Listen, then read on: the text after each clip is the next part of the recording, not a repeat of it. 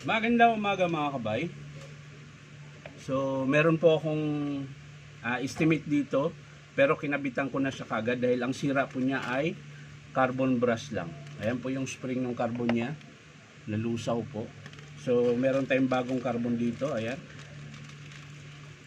So ang part number ng carbon nito mga kabay, dahil marami pong nagtatanong sa YouTube tungkol sa mga part number ng carbon. So ito mga kabay, in 088936. Yan po yung carbon brush ng D2H700 na cut off na DeWalt.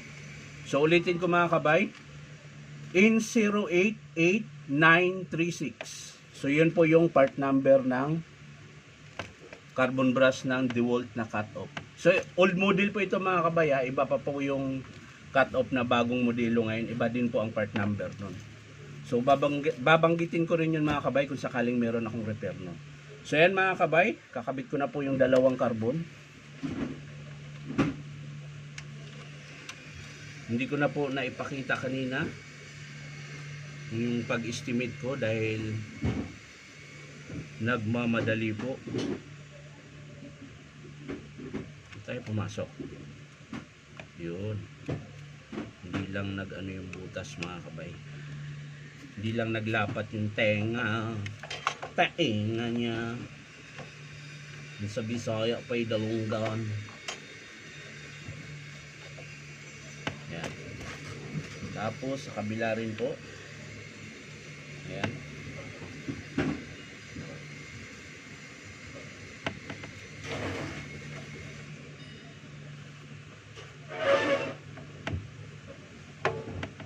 So ayan, titesting natin mga kabay.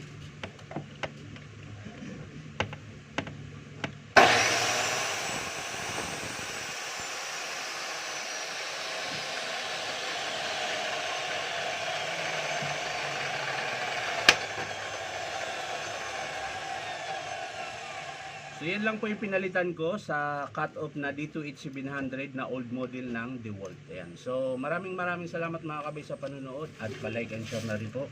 At syempre po, subscribe nyo po sana ito aking YouTube account na Inong Tabay. So maraming salamat. Bye-bye.